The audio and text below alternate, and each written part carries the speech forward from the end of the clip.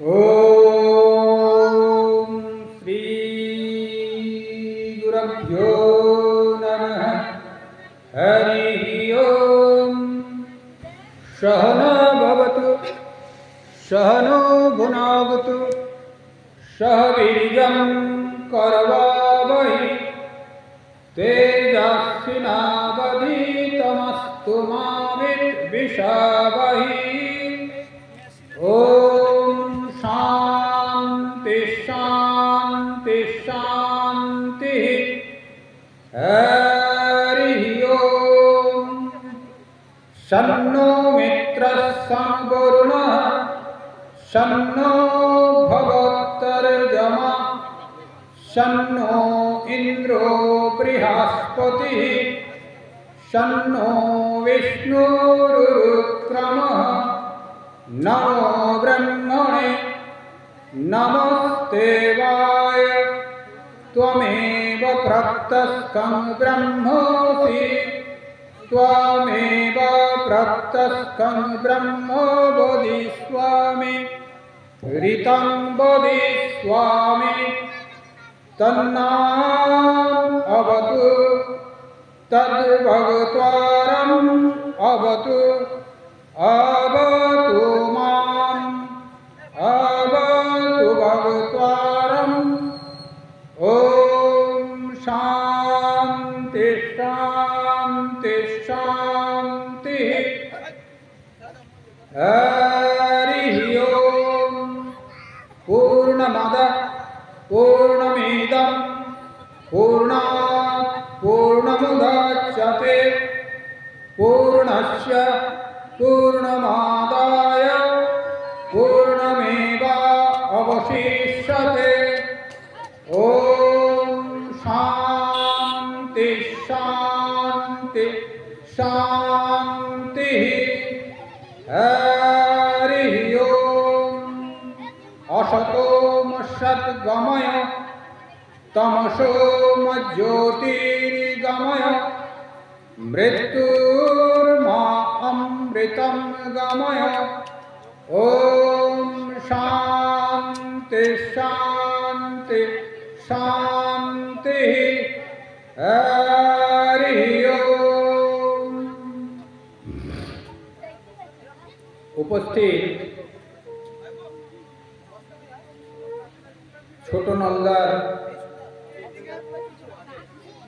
গ্রামবাসীবৃন্দ, উপস্থিত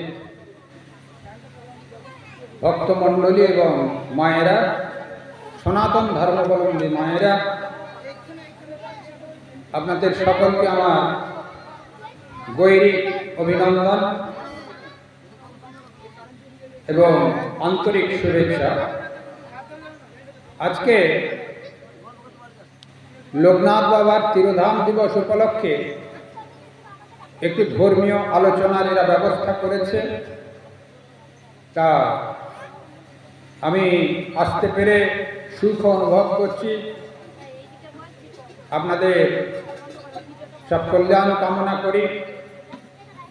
এখন ধর্ম, আমাদের এটাকে সনাতন ধর্ম বলে। সনাতন ধর্মের বিষয়ে একটু আলোচনা করব, তারপর গীতা পাঠ করা হবে, গীতার বিষয়ে চলে যাওয়া হবে। সনাতন কথার অর্থ হচ্ছে যা আমাদের বরাবর আছে, বরাবর থাকবে। সৃষ্টি রহস্য কেউ জানে না, অর্থাৎ অপৌরুষেয়। পুরুষ দ্বারা সৃষ্টকে ধর্ম বলে পৌরুষেয়, আর অপৌরুষেয় হচ্ছে পুরুষ দ্বারা যা সৃষ্ট হয়নি। ধরুন একটা পুকুর কেউ খুঁড়েছে, এখানে ধরুন রায় পুকুর বা রায় দিঘি বলা হয়। রায়েরা জমিদার ছিল, তারা খুঁড়েছে। পাল পুকুর বা পাল দিঘি বলা হয়। পালেরা খুঁড়েছিল, তার নাম পাল দিঘি। কিন্তু সমুদ্রকে খুঁড়েছিল বলা যাবে না, সূর্যকে তৈরি করেছিল তা কেউ বলতে পারে না, চন্দ্রকে তৈরি করেছে। অর্থাৎ এই ঈশ্বরের ধারণা যখন থেকে শুরু হয়েছে বা জগৎ যখন থেকে সৃষ্টি হয়েছে, সনাতন ধর্ম তখন থেকেই আছে। তাহলে এই সনাতন ধর্মের থেকে এই যে সব ধর্মগুলো আমরা দেখতে পাই বাইরে, খ্রিস্টান, মুসলিম, জরথুস্ট, শিখ, পার্সি, বৌদ্ধ, নানা রকম ধর্ম দেখা যায়। এদের বৈচিত্র্যতা কি? হ্যাঁ, আমাদের সনাতন ধর্ম অতি প্রাচীন। সেখানে পঞ্চ উপাসনার কথা বলা আছে। একটি হচ্ছে সূর্য উপাসনা। সেই উপাসনার ভিতরে পার্সি একটি পারস্য দেশে পার্সি উপাসনা ছিল, সূর্য উপাসনা। তার আগে ইহুদি ছিল। ইহুদি ধর্ম থেকে খ্রিস্ট ধর্ম এসেছে। জিসাস ক্রাইস্ট জন্ম নেওয়ার পরে তিনি খ্রিস্ট ধর্ম করেছেন। খ্রিস্ট ধর্ম থেকে মুসলিম ধর্ম এসেছে। হযরত মুহাম্মদ খ্রিস্ট ধর্মে জন্মগ্রহণ করেছিলেন।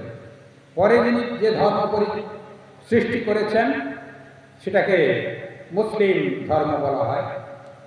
এই করে করে ধীরে ধীরে ধর্মগুলো সৃষ্টি হয়েছে। সেই জন্যে লেটেস্ট ধর্ম হচ্ছে মুসলিম ধর্ম, ১৫০০ বছর প্রায় হলো। আর সব থেকে প্রাচীন হচ্ছে সনাতন ধর্ম।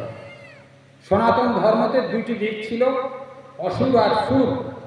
সুর অর্থাৎ দেবত্ব ভাবাপন্ন ব্যক্তি, আর অসুর ভাবাপন্ন ব্যক্তি।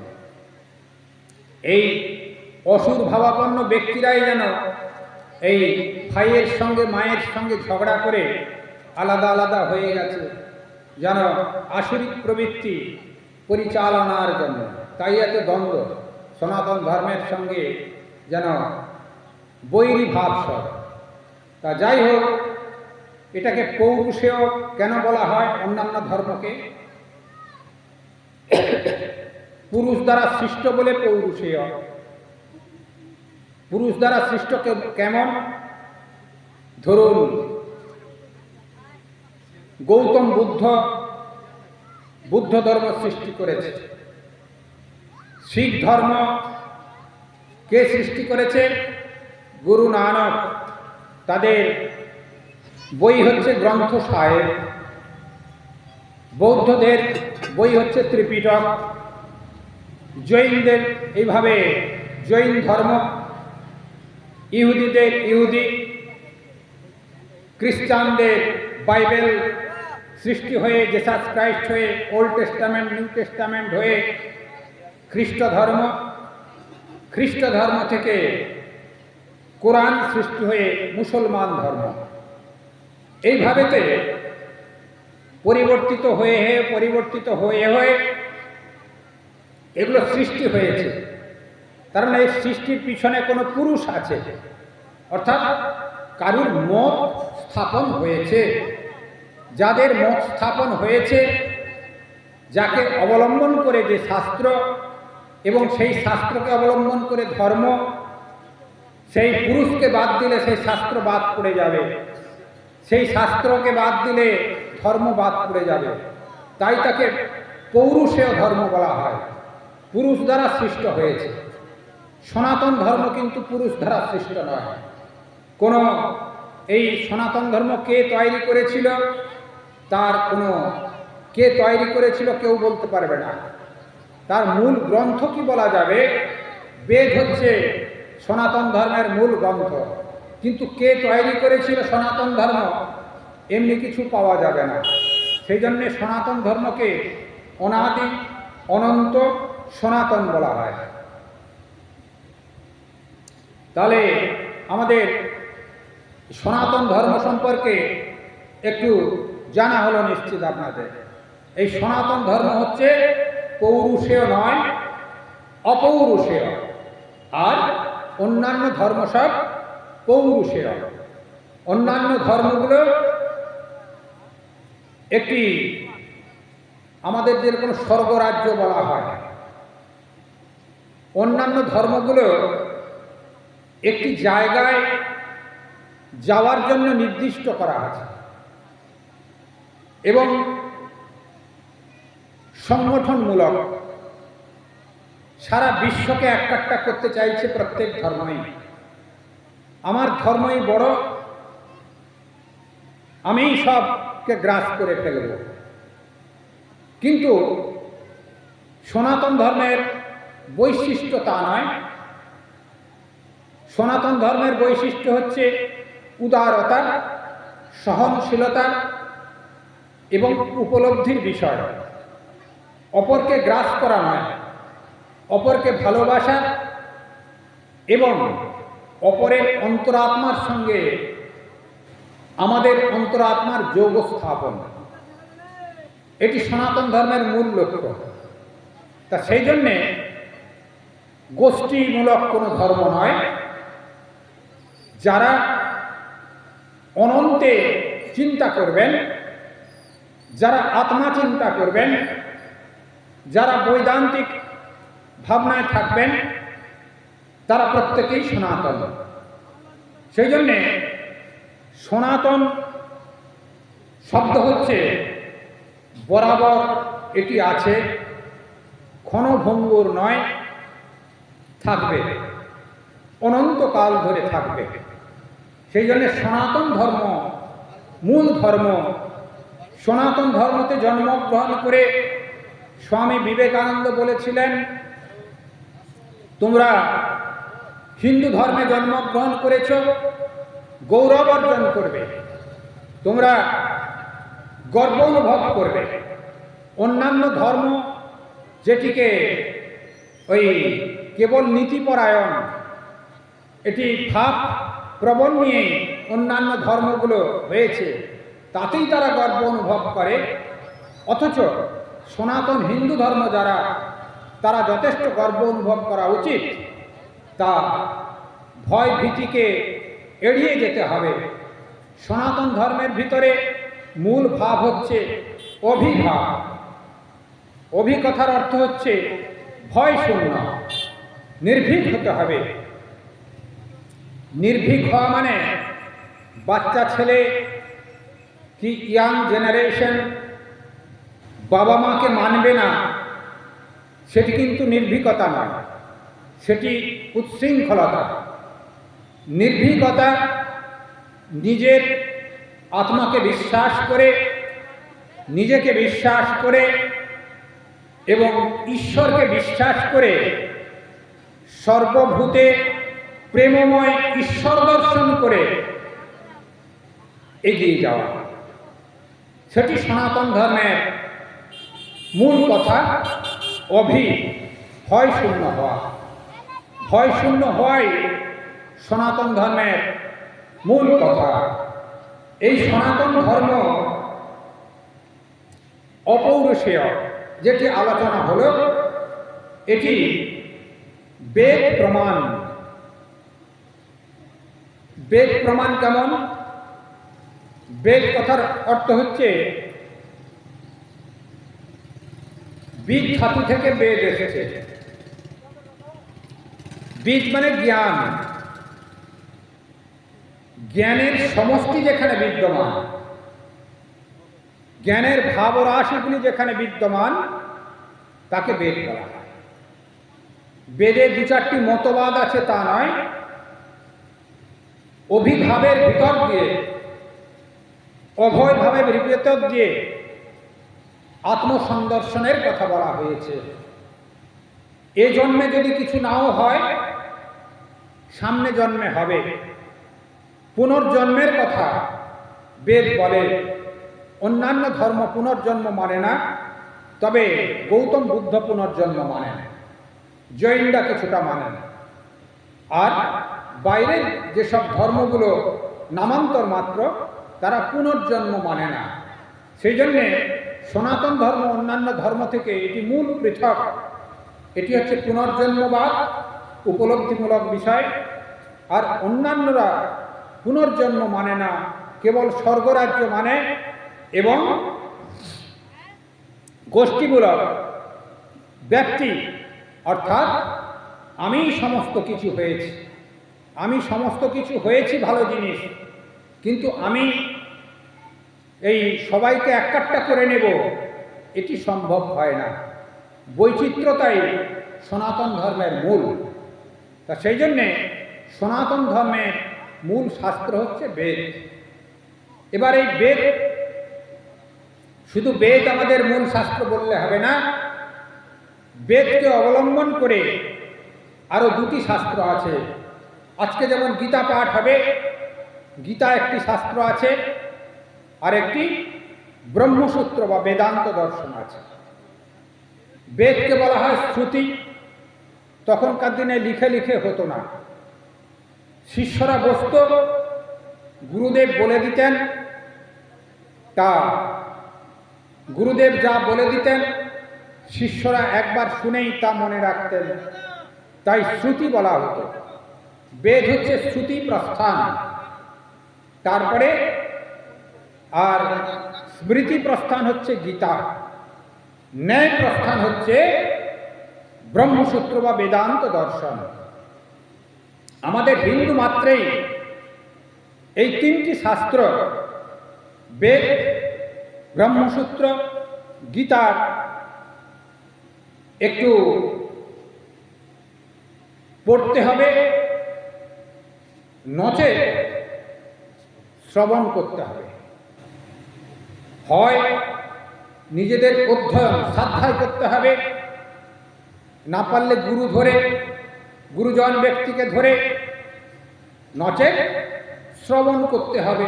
যেরকম আজকে একটু ধর্মীয় কথা হচ্ছে, আপনারা বসে শ্রবণ করছেন, একজন পাঠ করবেন, অপর সকলে শ্রবণ করবেন। এভাবে শ্রবণ করলেও কিছু হবে।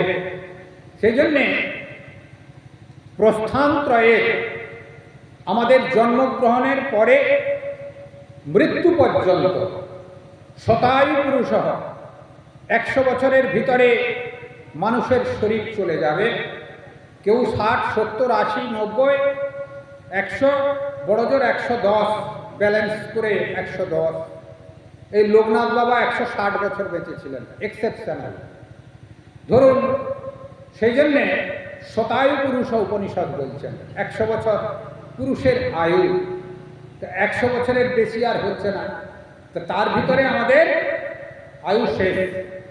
তা আয়ু যদি শেষ হয়ে যায়, মৃত্যু যখন আসন্ন, জন্মের পরের থেকে একদিন করে কমে যাচ্ছে আপনার জীবন ধারণ ক্ষমতা। শরীর যখন যাবে, তা আমাদের আমি কে, কোথা থেকে এসছি, কোথায় যাব, আমার জগতে করণীয় কি, এগুলি মনে মনে জিজ্ঞাসার প্রশ্ন একান্ত প্রয়োজন। মানুষের যদি ভিতরে এই জিজ্ঞাসা না আসে, তাহলে ওই মনুষ্যত্ব, মুমুক্ষুত্ব মহাপুরুষ সংশ্রয় হবে না। মনুষ্যত্ব মানে অন্যান্য জীব থেকে মানুষ রূপে আসা, সেই ভাবনা তার ভিতরে চরিতার্থ হবে না। আর মনুষ্য জন্ম লাভ করলেই মুমুক্ষুত্ব, মুমুক্ষুত্ব মানে মুক্তি লাভের ইচ্ছা, অর্থাৎ আহার, নিদ্রা, মৈথুন, ভয়। আহার মানে জন্মগ্রহণ করলেই শিশু মায়ের স্তন পান করে, আর একটু বড় হলে ভাত খায়, আবার একটু বড় হলে হোটেলে খায়, কি নানা রকম ব্যঞ্জন পরিপাটি করে খায়। আহার, খেলে বেশি খেলেই বা খেলেই নিদ্রা যাবে, 24 ঘন্টায় কিছু সময় নিদ্রিত হবে। মৈথুন, যুবক বয়স হলে সংসার শ্রীবৃদ্ধি করবে। ভয়, তাকে যদি মারতে যায় বা আক্রমণ করতে যায় সে ভয় পাবে। এই 4টি সাধারণ জীবের ভিতরে আছে। তাহলে মানুষের ভিতরে কি আছে বিশেষ বৈশিষ্ট্য? মানুষের ভিতরে আছে বিশেষ বৈশিষ্ট্য ঈশ্বরের অনুভূতি লাভ করবার ক্ষমতা, আত্মসন্দর্শনের ক্ষমতা। এর আগে যে বললুম আমি কে, এর এই জিজ্ঞাসা তার ভিতরে আসবে। এই জিজ্ঞাসা নচিকেতাকে যমরাজের খবর দিয়েছিল, কঠোপনিষদে আছে। তা সেই জন্যে এই বেদ হচ্ছে, বেদের দৃষ্ট হচ্ছে উপনিষদ। উপনিষদ আমাদের পড়তে হয়, সবাইকেই পড়া উচিত। তা সেই জন্যে আমাদের ওই মহাপুরুষ সংশ্রয় অর্থাৎ মুক্তি লাভের ইচ্ছা যখন আসবে তখন মহাপুরুষ অর্থাৎ কাকে বলে মহাপুরুষ? যিনি ভূত, ভবিষ্যৎ, বর্তমান উপলব্ধি করতে পারেন, যিনি শিষ্যকে ঈশ্বরের সমীপে নিয়ে যেতে পারেন, কাছে নিয়ে যেতে পারেন, নচেৎ সর্বত্যাগী সন্ন্যাসী, তাকে জগৎগুরু বলা হয়, তাকে মহাপুরুষ বলা হয়। আমাদের লোকনাথ বাবাও মহাপুরুষ ছিলেন, চৈতন্য মহাপ্রভু ছিলেন, শ্রীরামকৃষ্ণ পরমহংসদেব অবতার পুরুষ মহাপুরুষ ছিলেন, স্বামী বিবেকানন্দ মহাপুরুষ ছিলেন, সারদা মা মহাপুরুষ ছিলেন, শ্রীরামচন্দ্র মহাপুরুষ ছিলেন, অবধূত মহাপুরুষ ছিলেন। তা এইভাবেতে ভগবান শ্রীকৃষ্ণ মহাপুরুষ ছিলেন।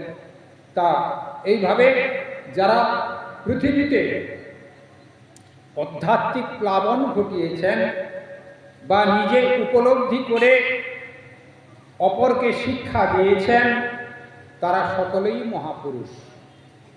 তারাই গুরু হওয়ার যোগ্য। ঘরে ঘরে দীক্ষা দিলাম, চাল কিছু একটা টাকা কামাইয়ের জন্যে, একে গুরু বলে না, একে পয়সা কামানো বলে।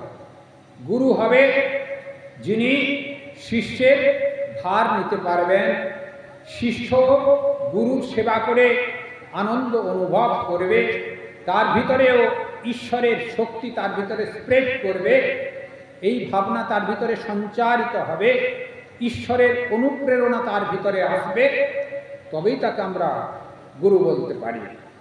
তা যাই হোক,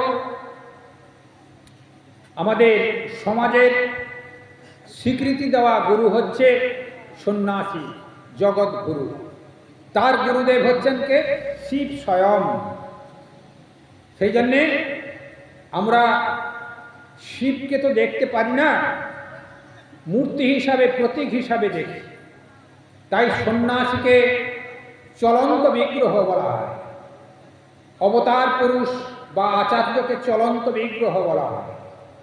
ভগবানের চলন্ত বিগ্রহ শ্রীরামকৃষ্ণদেব বলছেন, একটি দেওয়াল আছে, দেওয়ালের ভিতরে একটি ফুটো আছে, সেই ফুটোর দিক দিয়ে দেখলে ওপাশে আকাশ দেখা যায়। যতটুকু দেখা যায় ততটুকুই জীব অনুভব করে। কার ভিতর দিয়ে দেখে? অবতার বা আচার্যের ভিতর দিয়ে দেখে। পুরোটা দেখতে পারে না জীব, সাধারণ জীব, কিন্তু অবতারের ভিতর দিয়েও কিছুটা দেখা যায়। সেই জন্যে যারা ঈশ্বর দর্শন করতে পারে না, তারা সাধু মহাত্মাকে দর্শন করলেও ঈশ্বর দর্শনে সামিল হবে। গুরুর, সদ্গুরুর দর্শন করলেও ঈশ্বর দর্শনে সামিল হবে। এটি শাস্ত্র বলছেন, শ্রীরামকৃষ্ণদেব বলছেন। এই জন্যে সনাতন ধর্মের ভিতরে প্রস্থানত্রয় হচ্ছে মূল শাস্ত্র, বেদ, ব্রহ্মসূত্র, গীতা আমাদের অধ্যয়ন করা, নচেৎ শ্রবণ করা একান্ত প্রয়োজন। আশা করি আমরা প্রত্যেকে এই বেদ, ব্রহ্মসূত্র, গীতার যেখানে যা অনুষ্ঠান হয় কিছুটা সময় দিয়েও আমরা চেষ্টা করব শ্রবণ করার, নচেৎ ঘরেও একটা গোষ্ঠী করে শাস্ত্র অধ্যয়ন একজন করবে, অন্যান্যরা শ্রবণ করবে। নিত্য পয়সা কামানোর ঝোঁক বুড়োকাল পর্যন্ত নাতি ঘাড়ে চেপে পেচ্ছাপ করে, বৌমা যদি না দেখতে পারে ঝাঁটা নিয়ে একটু পেটাইও করে শ্বশুরকে, কখনো কখনো খাওয়ার বন্ধ করে বারান্দায় বসিয়ে রাখে, সেগুলো উপলব্ধি নিশ্চিত আপনাদের ভিতরে আছে। সেই জন্যে এইসব উপলব্ধি প্রত্যেকের ঘরে থাকে কম বেশি। বিরাট অর্থের প্রতিপত্তি থাকলেও সেবা অনেকে পায় না, আবার অনেকের সেবা পেলেও আর্থিক অবস্থা সংকট থাকে। কিন্তু ভগবানের নাম বা ভগবানের স্মরণমনন অর্থ কমেতেও হয়, বেশি অর্থের ভিতরেও করা যায়, যদি আমাদের মনের ইচ্ছা থাকে। সেই জন্যে মনের ইচ্ছাকে প্রস্ফুটিত করে আমরা একটু আত্মচেতনায় দিকে এগিয়ে যাব। নিজেকে আমি জন্মগ্রহণ করেছি কেন, আমার জগতের কর্তব্য কি, এইটুকু জানার আমরা চেষ্টা করব। তা ধর্ম তাহলে কি হলো? এতক্ষণ আমরা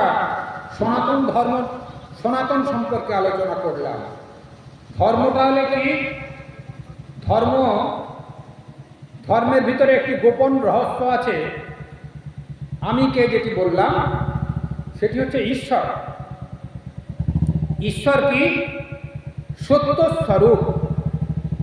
সত্য স্বরূপ হচ্ছে ঈশ্বর। তা এই ঈশ্বরকে পাবার যে পথ, তাকে আমরা ধর্ম বলি। কিরকম? ঈশ্বর হচ্ছেন সত্য স্বরূপ। আমার আত্মা হচ্ছেন ঈশ্বর। তিনি সাকার মূর্তিতে কোনো প্রতীক হিসাবে আছেন, সেটি ঈশ্বর। সেই ঈশ্বরকে লাভের যে পথ, সেটি ধর্ম। তার মানে কি হলো? ঈশ্বর লাভের পথকে ধর্ম বলছে, আচরণকে কিন্তু ধর্ম বলছে না। আমি একটু পরিষ্কার করে জল খাবো কি মন্দিরে দুটো ফুল নিয়ে পুজো করে দিলাম, এইটি ধর্ম নয়। এটি ধর্মের প্রাইমারি পথ। কথা বুঝলো কিনা? ধর্ম হচ্ছে উপলব্ধি, ঈশ্বর উপলব্ধি। ঈশ্বর উপলব্ধি করবার যে পথ, সেটি ধর্ম। সেই জন্যে আমাকে ঈশ্বরকে জানতে হবে, তার পথ হচ্ছে ধর্ম। ঈশ্বরের স্বরূপ সম্পর্কে একটু আলোচনা করে নেব। ঈশ্বর বিষয়টা কি সেটি তো জানতে হবে। ঈশ্বর অবাং মনস গোচরম, বাক্য মনে অতীত। তাহলে আবার সেটি বাক্য মানে কথা বলার দ্বারা তাকে পাওয়া যায় না। এই যে আমি মাইক্রোফোনে বলছি, এর দ্বারা তাকে পাওয়া যাবে না। মনের দ্বারা তাকে পাওয়া যাবে না। অবাং মনস গোচরম, তিনি বাক্য এবং মনের অতীত। তাহলে কি? উপলব্ধি বিষয়। যেরকম ধরুন আপনার ঘরে পায়েস হয়েছিল, পায়েস হয়েছিল, 5 জনকে নিমন্ত্রণ করেছেন, 5 জন পায়েস খেয়েছে, 5 জনকে বসিয়েছেন, যিনি পায়েস খাইয়েছিলেন তিনি জিজ্ঞাসা করছেন, এরে আমাদের ঘরে পায়েসটা কেমন হয়েছিল? সেই লোকটি কি উত্তর দিবে? কি উত্তর দিবে বলুন? ভালো হয়েছিল বলবে, কি খারাপ হয়েছিল বলবে, আর কোনো উত্তর পাবেন না। আকাশটা কেমন দেখেছিলেন? ওই অনেকটা, ওই নীল অনেকটা দেখেছিলাম। সমুদ্র কেমন দেখেছিলেন? ওই অসীম, এপাশ থেকে ওপাশ। অর্থাৎ তার বাইরের জগতে বর্ণনা হয় না, উপলব্ধির বিষয়। ধর্ম, ঈশ্বর হচ্ছে সম্পূর্ণ উপলব্ধির বিষয়, মনের প্রশান্তির বিষয়। অন্যান্য জগতের ফল পাওয়া যায়, ঈশ্বর উপলব্ধিতে বাইরের জগতের কোনো ফল পাওয়া যায় না, কেবল প্রশান্তি পাওয়া যায়, মনের শান্তি এনে দেয়। তাই ঈশ্বরকে সৎ, চিৎ এবং আনন্দরূপে বর্ণনা করা হয়েছে। সৎ কথার অর্থ হচ্ছে অস্তিত্ববান। সৎ মানে অস্তিত্ববান, যা ছাড়া কোনো জীবের কথা বলবার, চলাফেরা করবার, খাওয়ার কি কোনো বায়না ধরবার মায়ের কাছে ছেলে কোনোটাই হবে না। প্রাণবায়ু স্বরূপ, অস্তিত্ববান। চিৎ কথার অর্থ হচ্ছে চৈতন্য সত্তা। চৈতন্য সত্তা কিরকম? আমরা এখানে সবাই বসে আছি, আপনারা বসে আছেন নিচে, আমি বসে আছি ডায়াসে, সব কিন্তু আলাদা আলাদা। আমার নাম পুণ্যলোকানন্দ, আপনার নাম শ্যাম, ওর নাম রাম, কি ভরত, কি রতন, যাই হোক কিছু এই একটি নাম হবে, কি সুভাষিনী, প্রতিমা, একটু কিছু নাম হবে। অর্থাৎ যেই নাম দিয়ে তার মা ডাকবে সেই ছেলে বা সেই মেয়ে উপস্থিত হয়, অন্যজনে আসে না। অর্থাৎ নামের সঙ্গে একটি রূপের কল্পনা হয়ে যায় মনের ভিতরে। সেই জন্যে নাম আর রূপের বিকারগ্রস্ত ব্যক্তিরাই জীব।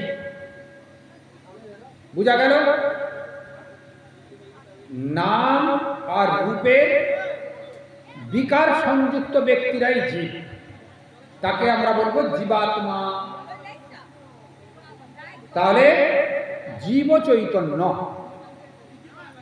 আর সবার ভিতরে যিনি আত্মারূপে বিদ্যমান, যেমন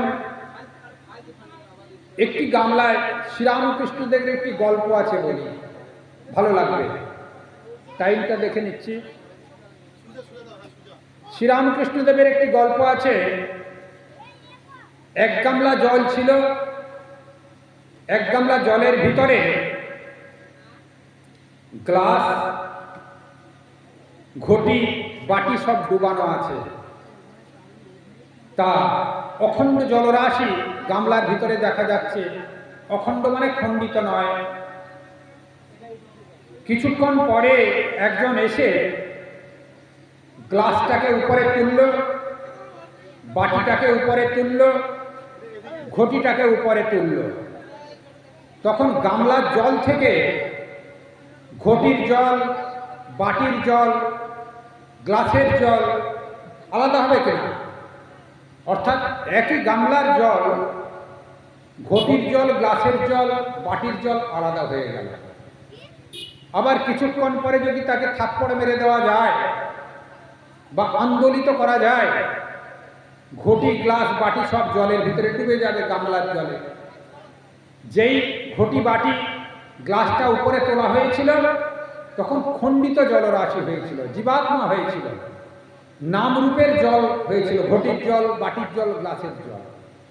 আবার সেটিকে যখন থাপ্পড় মেরে নিচে দিয়ে দেওয়া হলো তখন আবার অখণ্ড গামলার জল হলো কিনা? তাই আমাদের প্রত্যেকটার এই নাম রূপের যে বিকার, ওই শ্যাম বললাম, রতন বললাম, সুভাষিনী বললাম, কোথায় অন্যান্য নাম বললাম, নাম আবার রূপের যে বিকার ঈশ্বর থেকে আলাদা করে দিয়েছে, চিৎ বস্তু থেকে আলাদা করে দিয়েছে। ঈশ্বর হচ্ছে সমষ্টি চৈতন্য, গামলার জলের মতো। সবার ভিতরে যে আত্মা আছে সেই সমষ্টি চৈতন্য হচ্ছেন ঈশ্বর, চিৎ স্বরূপ, তিনি সবার ভিতরে আছেন। আর জীবাত্মা হচ্ছে আমরা খণ্ডিত খণ্ডিত হয়ে আছি। আমাদের থাপ্পড় মেরে যেরকম গ্লাস, বাটি আর ঘটিকে জলের ভিতরে ডুবানো হয়েছিল, আমাদের করতে হবে কি? সাধন ভজন করতে হবে। সাধন ভজন করে থাপ্পড় মেলে যাবে না। থাপ্পড় মারা মানে আত্মহত্যা করা, আত্মহত্যা করলে মহাপাপ হবে। সাধন ভজন করে আমাদের অখণ্ড সত্তার সঙ্গে মিলন হতে হবে, তবে আমরা স্বরূপকে জানতে পারব। আমি কে, বা সেই চিৎ চৈতন্য সত্তা, অখণ্ড চৈতন্য সত্তার সঙ্গে মিলন হবে। এই জীব চৈতন্য সাধন ভজনের ভিতর দিয়ে অখণ্ড চৈতন্য সত্তার সঙ্গে মিলন হতে পারবে। সাধন ভজনের প্রক্রিয়া বিভিন্ন আছে, আজকে আবার সময় বেশি নয়। প্রক্রিয়া বিভিন্ন আছে, কর্ম, ভক্তি, জ্ঞান, যোগ। যেরকম আমাদের লোকনাথ বাবা যোগী ছিলেন, শ্রীরামকৃষ্ণদেব কর্ম, ভক্তি, জ্ঞান, যোগ সবই সমন্বয় করেছিলেন। স্বামী বিবেকানন্দ সমন্বয় করেছিলেন। এইভাবে অবতার বা আচার্য পুরুষ যারা আছেন তারা কর্মভক্তি জ্ঞানকে সমন্বয় করেন। আর যারা সাধক তারা যে কোনো একটি প্রক্রিয়াকে অবলম্বন করে সাধনায় সিদ্ধি লাভ করেন। তা লোকনাথ বাবা তিনি যোগী ছিলেন, মহাপুরুষ ছিলেন। তা আমরা আর ঈশ্বর আরেকটি স্বরূপ কি? আনন্দ। সদ আর চিৎ হল আনন্দ। আনন্দ কি রকম? সুখ দুঃখের অতীত অবস্থা হচ্ছে আনন্দ। আপনাদের কারুর হয়তো পেট খারাপ বেশি হয়, অথচ সিংড়া আর চপ খাবার ইচ্ছা বেশি জাগে। কারুর কারুর হয় নিশ্চিত, আসরে থাকলেও কারুর কারুর হয়, এক দুজনের তো নিশ্চিত হাত তুললে পাওয়া যাবে। যাই হোক, হাত তুললে দরকার নেই হাত তোলার। তা যার ইচ্ছা থাকে পেট খারাপ সত্ত্বেও সেই ইচ্ছার বহিঃপ্রকাশ হচ্ছে দোকানে গিয়ে চপ আর সিংড়া খাওয়া। চপ আর সিংড়া খাওয়ার পরে পেট খারাপ হলো, অর্থাৎ চপ আর সিংড়া খাওয়ার জন্য সুখ অনুভব হয়েছিল। চপ সিংড়া যদি খেতে মা পয়সা না দেয়, মায়ের উপরে রাগ, দুঃখ। চপ সিংড়া পেলে আনন্দ হলো, আনন্দ নয় সুখ অনুভব হলো। এই সুখ অনুভব হলো এই জগতে। আর চপ সিংড়া বেশি খেয়ে পেট খারাপ হলো মানে দুঃখ হলো।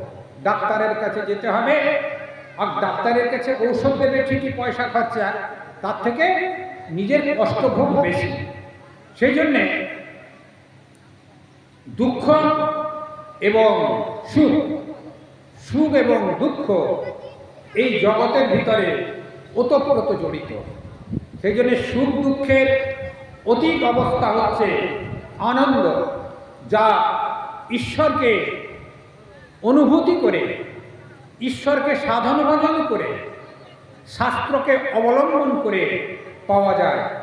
সেটি নিরবিচ্ছিন্ন তৈলধারাবৎ আনন্দ দেয়, তাকে আমরা আনন্দ বলবো। সেই জন্য ঈশ্বরের স্বরূপ হচ্ছে সৎ চিৎ আনন্দ স্বরূপ। তিনি নিরাকার এবং সাকার দুই অবস্থায় তিনি বিরাজ করতে পারেন। শ্রীরামকৃষ্ণদেব উদাহরণ দিয়েছেন জল, তরল। তিনি ভক্তি হিমেতে বরফে পরিণত হয়। অর্থাৎ জল ভক্তি হিমেতে বরফ হয়ে যায়, তেমনি এই নিরাকার ঈশ্বর ভক্তদের ভক্তির ভিতর দিয়ে তিনি সাকার মূর্তি ধারণ করেন। আবার অবতার আচার্য জন্মগ্রহণ করেও তাকে আমরা পুজো করি সাকার মূর্তিতে, অবয়বে পুজো করি, তাতে কোনো দোষ নাই। আর সেই সাকার মূর্তি জ্ঞান সূর্য উঠলে গলে জল হয়ে যায়। অর্থাৎ ওই বরফ সূর্য উঠলে বা গরম তাপ দিলে জল হয়ে যায়। আমাদের সাকার মূর্তি যারা জ্ঞানী আছে তারা নিরাকার দর্শন করেন। সেই জন্যে সাকার এবং নিরাকার দুই সত্য, সেটি শ্রীরামকৃষ্ণদেব এসে প্রুভ করেছেন। মা কালীকে তিনি নাড়ু খাইয়েছেন, হাততালি দিয়েছেন, মা নেচেছে, আবার শ্রীরামকৃষ্ণদেব নেচেছেন, মা নাড়ু খাইয়েছেন। যাই হোক, এরকম প্রত্যেক অবতার পুরুষ আচার্য রামপ্রসাদ এসছেন, অন্যান্য যারা এসেছেন, তারা প্রত্যেকেই সাকার মূর্তিকে স্থান দিয়েছে। আমরাও এই সাকার মূর্তিকে অবলম্বন করে এগোতে পারি, তাতে কোনো দোষ নাই। সেই জন্য সনাতন ধর্মের ভিতরে দুটি রাস্তা, একটি হচ্ছে সাকার, একটি হচ্ছে নিরাকার। আর সনাতন ধর্মের ভিতরে দুটি অবস্থা, বাবা 40 হয়ে গেল, দুটি অবস্থা, একটি হচ্ছে প্রবৃত্তি মার্গ, একটি হচ্ছে নিবৃত্তি মার্গ। প্রবৃত্তি মার্গটা কেমন? যারা সংসারে আছেন তারা বিষয় বাসনা নিয়ে থাকেন, বিষয় বাসনার ভিতর দিয়েও তাকে স্মরণ করবেন। শ্রীরামকৃষ্ণদেব বলছেন, সংসার করেছো তাতে দোষ নাই, ঈশ্বরকে মান্যতা দিয়ে সমস্ত কাজের ভিতরে ভগবানকে ধরে, ভগবানকে অবলম্বন করে তোমরা এগিয়ে যাও, তাতে প্রত্যেক কাজের ভিতরেও তা ভগবানকে দর্শন করতে পারবে, বা প্রত্যেক কাজের ভিতরে ঈশ্বর আছেন, ভগবান আছেন, এটি তোমরা ভাবতে পারবে। সেই জন্য প্রবৃত্তি মার্গেতে সংসারও করবেন, ভগবানকেও সঙ্গে নিয়ে থাকবেন। আর নিবৃত্তি মার্গ সন্ন্যাসের পর, সেটি সন্ন্যাসীরা সমস্ত কিছু ত্যাগ করে তিনি সন্ন্যাস নেবেন। আমাদের লোকনাথ বাবাও সন্ন্যাস গ্রহণ করেছিলেন, তিনি বিবাহ করেননি, তিনি সন্ন্যাসী হয়ে জগতের কল্যাণের জন্যে জীবন উৎসর্গ করেছেন।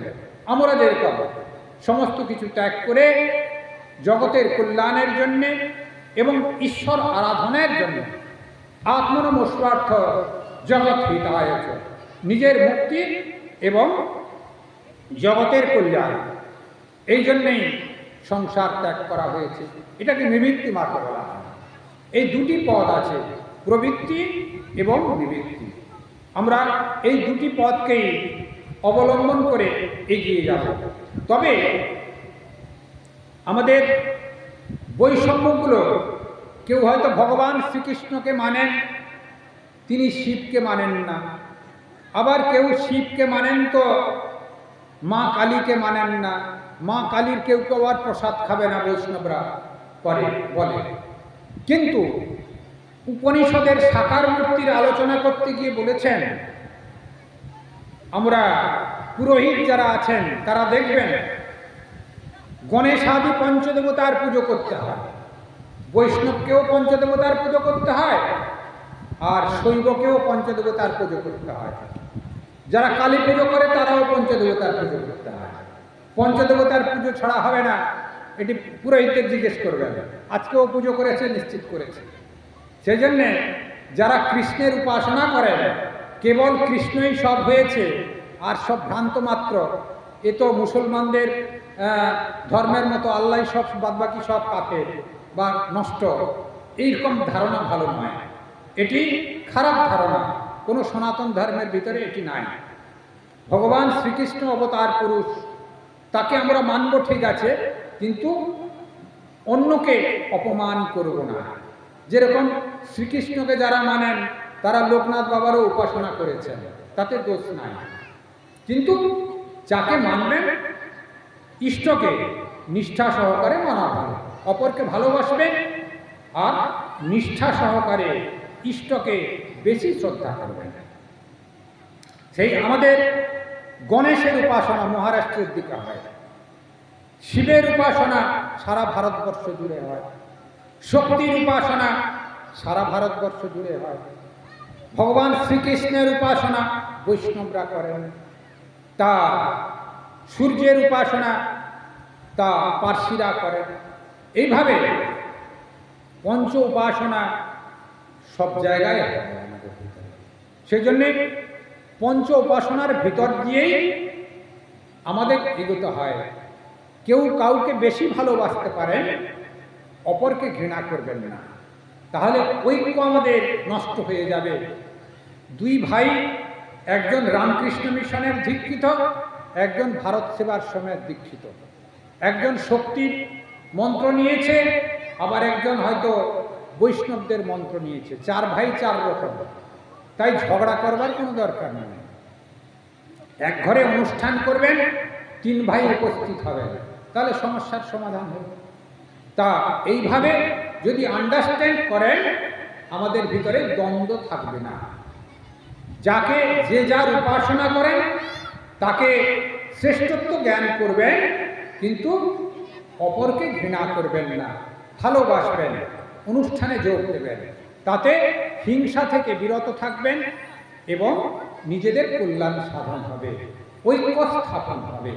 তাহলে বাইরের শত্রু আক্রমণ করলেও আপনারা চারজন যখন এক কাট্টা হয়ে যাবেন, বাইরের শত্রু তখন পয়াকা পালিয়ে যাবে, তখন আর থাকবেন না। তারা এক হয়ে গেছে রে, তাদের ভাইতে ভাইতে আলাদা করতে পারি না, তারা এক হয়ে গেছে, আমাদের এখানে পালাতে হবে, তারা পালিয়ে যাবে। সেই জন্যে আমরা এক কাট্টা হয়ে চলব, তাহলে আমরা ভালো থাকতে পারব। আর একটি দুটি কথা বলে ধর্মীয় আলোচনা আজকে শেষ করব, গীতা পাঠে চলে যাব।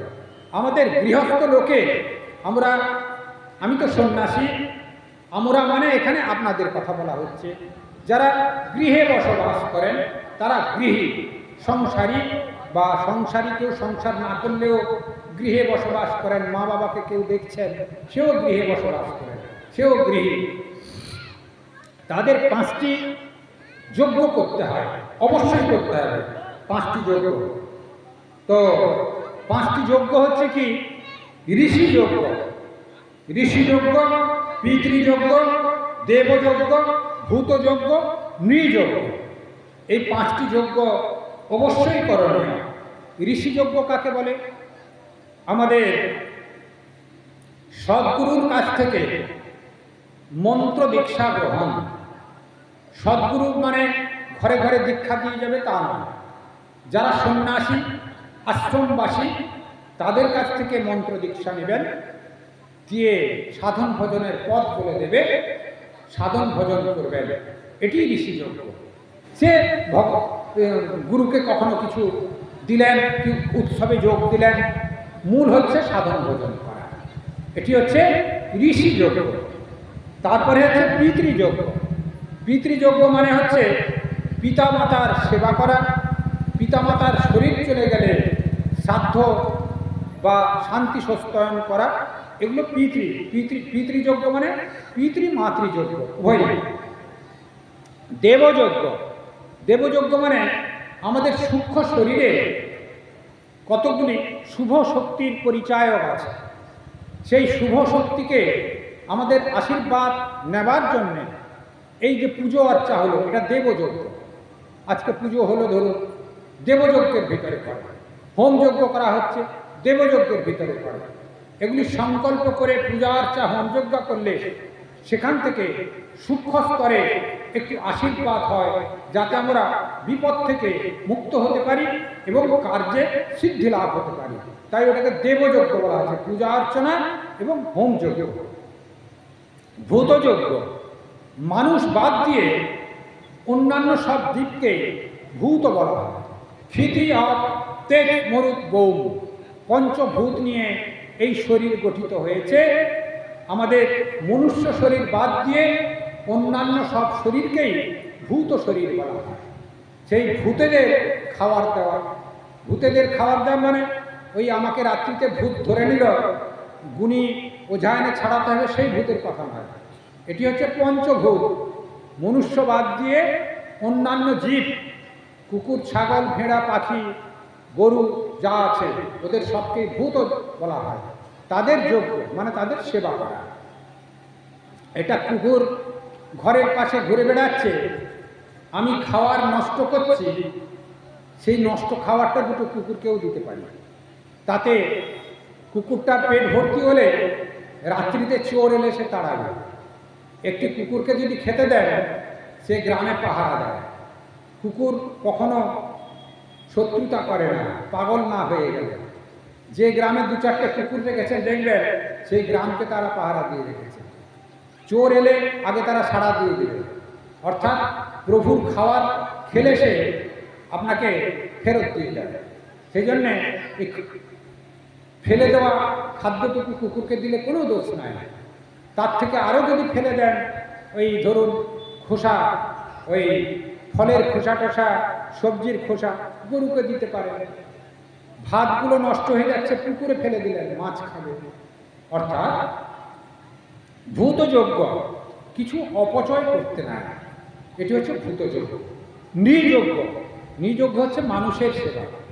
অন্যান্য জীব থেকে মানুষ হচ্ছে শ্রেষ্ঠ জীব। এই মানুষের সেবা হচ্ছে এই মানুষের কর্তব্য, মূল কর্তব্য। স্বামীজি বলছেন, এই মনুষ্য জন্মে আমি জন্মগ্রহণ করেছি। কেউ আমাকে ঋষি বলে, কেউ আচার্য বলে, যে যাই বলে বলুক, আমি বারবার জন্ম নিব।